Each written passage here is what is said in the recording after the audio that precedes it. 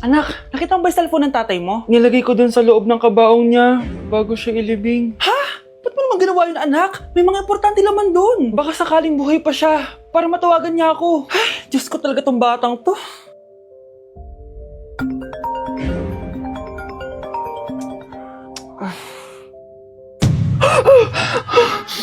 Matawag si tatay. Nay, kailangan natin pumunta sa sementeryo. Tumawag sa akin si tatay. Anak, pwede ba? Wala akong oras makipagbiruan sa'yo. Marami pa akong tatapusin trabaho. Pero nay, pag di ka pa tumigil, kukunin ko yung cellphone mo. Tay, sumagot ka. Alam kong buhay ka. Sa lahat ng pwede kong makita, ikaw pa talaga. Jessica, tinatawagan ko lang tatay ko. Nababaliw ko na talaga, no? Patay na tatay mo, di ba? Baliw. Hindi, buhay siya. Ito tandaan mo. Kapag hindi ka pa tumigil sa kabaliwan mo, susunod ka na sa tatay mo. Sinabihan akong baliw ni Jessica tapos sinaktan niya ako. Totoo naman, di ba? Nabuhay ka. Anak, nabalitaan mo na ba? Ha? Ang alin, Nay? Patay na si Jessica. Natagpuan siyang walang buhay dyan sa may ilog. Ano? Ay, Diyos ko, kawawang bata. Tay, sumagot ka na please. Ikaw! Ikaw ang pumatay sa anak ko! Ano? Eh siya nga to ng away sa akin eh. Ikaw ang huli niyang kasama. Tandaan mo to. Isusunod kita sa tatay mo. Tay, hindi ko na alam gagawin ko. Sinisisi ako ng nanay ni Jessica sa pagkamatay ng anak niya. Natatakot ako. Anak, yung nanay ni Jessica. Oh, bakit nay? Pinatay daw. Binitin sa may puno. Ano? Nakakatakot na dito sa barangay natin, anak. Sinong pumapatay sa kanila? Nay, may tao. Sino po sila? Magandang araw po. Ako po si Detective Jason. Ako ang may hawak sa investigation case sa pagkamatay ni Jessica at ng kanyang nanay. Bakit kayo nandito? Dahil dito.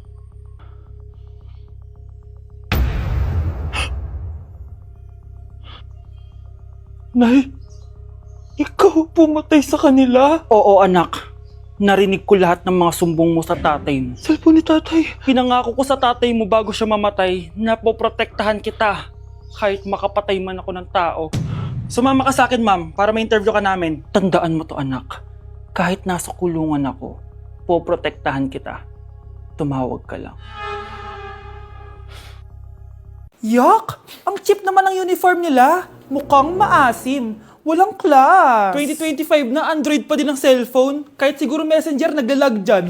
Ang ganda nga ng uniform. Ang sasama naman ng ugali. Naka-iPhone ka nga. Talo ka pa din naman sa ML. Ipabuhat yarn. Ang baho siguro ng classroom nila, no? Tapos nag-aagawan pa sa electric fan. Kasi wala naman silang aircon. Feel ko pinapalo sila ng teacher nila kapag nagkakamali sila. Ang boring siguro sa classroom nila. Mas masaya pa rin talaga sa public school, no? Balita ko mga korap mga magulang niyan. Kaya madaming pera. May araw din kayo, men. Nakatikim na kaya sila ng steak? Feel ko hindi nila afford.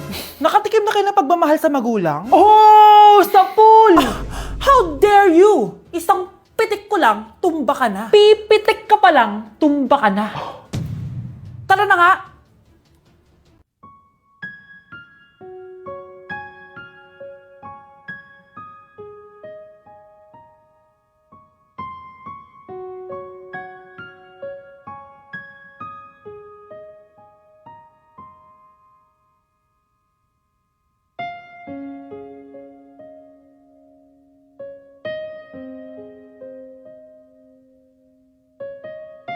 Okay, class, magdi-discuss ako. Makinig kayo sa akin, ha?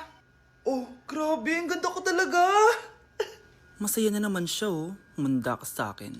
Ma'am, di ba po bawal mag-makeup kapag oras ng klase? Si Scarlett kasi nagme-makeup po.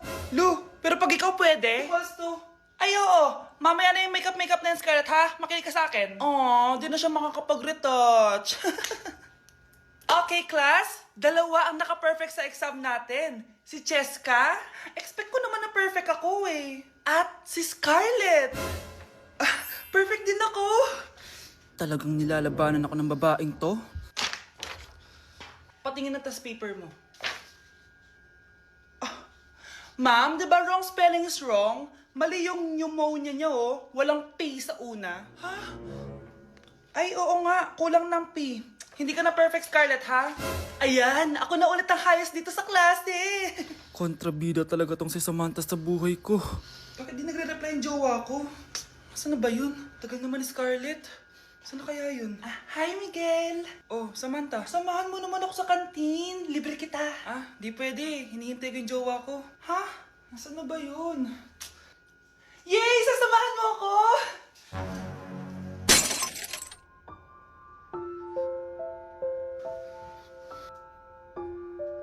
Ha? Wala naman ako sinabi! Scarlett? Mainis ka lang, dapat lang sa'yo. Lahat na lang kinukuha sa akin ni Samantha. Ibubunyag ko na yung sikreto ng pamilya niyo. Kakagising ko nga lang pala mga mare. Charot lang, kanina pa ako gising. Habang tumatae nga pala ako mga mare, bigla ako may naisip ng pagkakakitaan. Kaya naman nagpahatid na ako mga mare sa malapit na grocery sa amin. Bagong-bago nga pala itong naisip ko mga mare at wala pa nakakagawa nito. Bumili na nga ako ng mga kakailanganin ko mga mare para hindi tayo maubusan ng stocks mamaya. Pagka uwi ko nga, inumpisan ko na agad magluto mga mare. Para naman marami tayong kitain ngayong araw. Wala talagang lugi dito sa small business na naisip ko. Dahil sa isang pack na to, 200 orders na ang magagawa ko dito mga mare. Kakaiba talaga tong fries ko mga mare. Dahil sinigang powder ang nilagay ko dito mga mare. Ito nga pala yung 70 pesos mga mare. Sobrang sulit na talaga. Sa sobrang mura nga nito mga mare, nanganganib pa ako malugi. Pero hindi na importante yun mga mare, basta marami tayong customers. Nakakatakam nga tong sinigang fries natin mga mare, for sure dadayuhin to. Hindi na talaga nakapaghintay ang mga customers natin mga mare. Kita niya naman sa mga mukha ng mga customers natin mga mare na masaya sila. Sobrang nagustuhan nga nila yung sinigang fries natin mga mare. Babalik-balikan daw nila to. Ang saya pala kumita mga mare, lalo na't galing sa dugot pawis. Hindi ka pwedeng mamatay! Pre, may kalaban sa mido. Habulin nyo. Defend nyo na yan. Bilis. Matatalo tayo nyan eh. Nasagasaan daw ng langgam. May ganun ba? Excited na ako kumain. Hala, magkikis na sila. Let's go, guys! Ayan, malapit na! Yes! Panalo! Bakit ganun siya tumawa? Grabe, ubos agad! Wala na naman! Grabe kayo! Ako bumili tapos kayo kumain! Next time kasi, Nay, bilhin mo na lahat ng crispy patata sa supermarket. Sige po, madam. Nay, tinatamad ako pumasok. Diyos ko mga kabataan ngayon. Kami nga, tumatawid pa kami ng ilog at bundok. Nayo, ito award mo. Ang ganda mo, be. Ano ka ba, be? Ako na to eh. Ikaw na talaga yan. Mas inuna pa mag-makeup kaysa maligo. Yes! Hoy, ikaw babae ka. Puro ka cellphone. Eh, ikaw nga buong araw nakikipag-chismisan dun. May sinabi ba ako? Be, ang lungkot mo siguro, no? Kasi wala kang jowa. Mas okay na yung walang jowa kaysa sa walang mama. Ang boring naman. Mag-inis kaya ako. Anak, maglinis ka na nga ng bahay. Ay, matutulog na lang pala ako. Be, nagugutom ako. Kain tayo. Huwag na, be. Nagtitipid ako. Tara, libre ko. Sige, tara. Alam mo, ate, kung nakakayaman lang ang pagiging marupok, mayaman ka na. Kung nakakayaman lang ang pagiging pangit, ikaw na pinakamayaman. Dok, bakit ka meron neto, ha? Bakit may picture ka ng nawawala akong anak? Hindi mo ba talaga ako naaalala? Hindi. Sabihin mo sa akin, buhay pa ba ang anak ko? Umalis ka na. Marami pa akong gagawin. Buhay pa ba ang anak ko? Oo! Buhay na buhay ako! Ako ang anak mo na iniwan mo sa palengke dati! Nagtataka ka? Isa na akong trans ngayon. Alam mo, buti na lang may mabait at mayamang pamilyang kumukup sa akin. Kaya maganda yung naging buhay ko. Tingnan mo, naging doktor pa ako. Kaya salamat sa'yo at iniwan mo ko. Anak, hinanap kita. Umasa ako na babalik ka. Hindi na importante yan. Ayaw na kita makita at hindi na kita kailangan. Kaya umalis ka na! Hello po. Kamusta po yung pasyente? Dok, si nanay naman yung nagkasakit. Kamusta na siya? Okay naman. Sa iba ko na lang siya ipapaasikaso, ha? Anak? Anak, please! Bakit anak tawag mo sa kanya, Nay? Sure ka ba na habang buhay ka magagalit sa nanay mo? Nakita ko results niya kanina. Anytime, pwede siya mawala. Magpapahangin lang ako. Nasaan na sila? Hello, nurse? Nasaan yung pasyente dito sa room 214? Anak? Ako ba hanap mo? Nay, akala ko may masamang nangyari na sa'yo. Anak, hindi na kita iiwan. Good news! False alarm lang pala yung nakita namin result sa nanay mo. Ibig sabihin, Magiging okay siya. Salamat naman. Nay, ayoko na mawala ka sa akin, ha? Yay! May ate na ako! Wow, Edward! Ang ganda naman ng bahay mo. Simula ngayon, Scarlett. Dito ka natitira, ha? Masanay ka na. Matanong ko lang, bakit pala gusto mo akong panagutan? Di ba iniwan mo na ako? Scarlett, hindi naman talaga kita iniwan. Alam mong, kinailangan ko lang sumama ng matagal sa ibang bansa. Kasama yung mga magulang ko. Ang importante, nandito na ako, Scarlett. Bubuo na tayo ng pamilya. Ang sarap naman pakinggan nun. Oh, Scarlett, bakit? Ang sakit ng tiyan ko! Ha? Teka lang, tatawag ako ng nurse, ha? Diyan ka lang. Edward. Buti na lang dumating ka, tita. Ako, Edward, salamat sa pera, ha? Makakasiguro kang kay Scarlett Lato mapupunta. Bakit nandito yung babaeng yan, ha? Paalisin niyo yan! Ha? Anong nangyayari?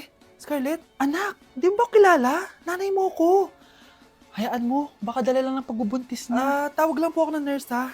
Scarlett, dyan ka lang, ha? Edward, wag mo kang iwan, please! Wag mo kang iwan dito sa babaeng to! Akala mo ba makakatakas ka sa akin? Binigyan ako ng malaking pera ni Edward, oh. Nakuha ko na yung gusto ko. Ngayon, pwede ka na mawala. Nay, wag po, please. Scarlett, pigilan niyo babaeng yan! Brianna? Tita, anong ginagawa niyo kay Scarlett, ha? Wala. Ina-adjust ko lang yung unan niya. Napakasama mo, tita. Sariling anak mo, papatayin mo? May ipapakulong ako dito. Ano? Kulong? Edward, nakatakas siya. Scarlett, hayaan mo na siya. Hindi ka na niya pwedeng saktan, ha? Paano yung pera? Buti na nakatakas ako. At least may cheque naman ako. Nasaan na yun? Nasaan na yung cheque? Ito, naiwan niya. Thank you, Edward. Masaya ako para sa inyo, ate. Scarlett, Brianna, hanggat nandito ako, poprotektahan ko kayong dalawa. Ganda nito, oh. Sana maging successful yung pagbebenta ko ng damit noon, ha? Mahal, ang dami nating ibebenta mamaya. Manifest natin na makabenta kayo, Nay, para makaahon na tayo sa kahirapan. Hindi ako makapaniwalang nabili ko na yung pangarap kong tig 200,000 na relo. Wow, ang ganda niyan, Tay. Anak, tignan mo to binili sa akin ng tatay mo. Diba ang ganda? Hala, di ba mahal yan, Nay? Mas mahal pa to sa bahay ng kapitbahay natin, no? Magbebenta ulit kami mamaya para mas marami tayong pera. Anak, binilang kita ng kotse. Gamitin mo to pag pupunta ka ng school, ha? Ha? Tay, di ko naman po kailangan ng kotse. Kaya ko naman po mag-commute. Gumastos pa tuloy kayo. Dami mo naman sinasabi, anak. Sige na, puntahan mo na sa labas. Wow! May sarili na akong sasakyan. Wow, ang ganda naman ng bagong kotse mo, Scarlett. Salamat po. Hindi ka ba nagtataka, Scarlett, kung bakit ang bilis niyong yumaman? Galing yun sa pagbebenta ng damit nila, nanay. Ang dami na nga nila mamahaling gamit ngayon, eh. Sure ka ba? Na damit lang ang tinitinda nila? Nay, bumabagabag talaga sa isip ko kung bakit ang bilis nating yumaman. Ano ba talaga binibenta niyo ni tatay? Ano ka ba, anak? Malaki talaga.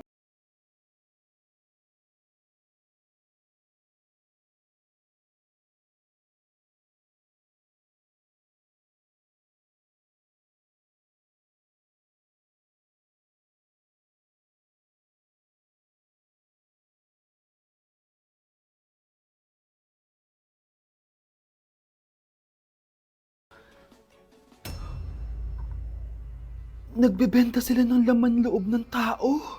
Wow, sobrang ganda, mahal. Buti naman nagustuhan mo, mahal. Nga pala, kinuha ko na yung laman loob ng kapitbahay natin. Si Rosa? Malaking pera na naman to. Mahal, hindi dapat malaman ni Scarlett to, ha? Ano yun? Nasaan yung ledger? Nandito lang yung kanina. Ba't mo winala yung ledger, mahal? Nandun lahat ng mga sikreto natin. Sinong tao dyan?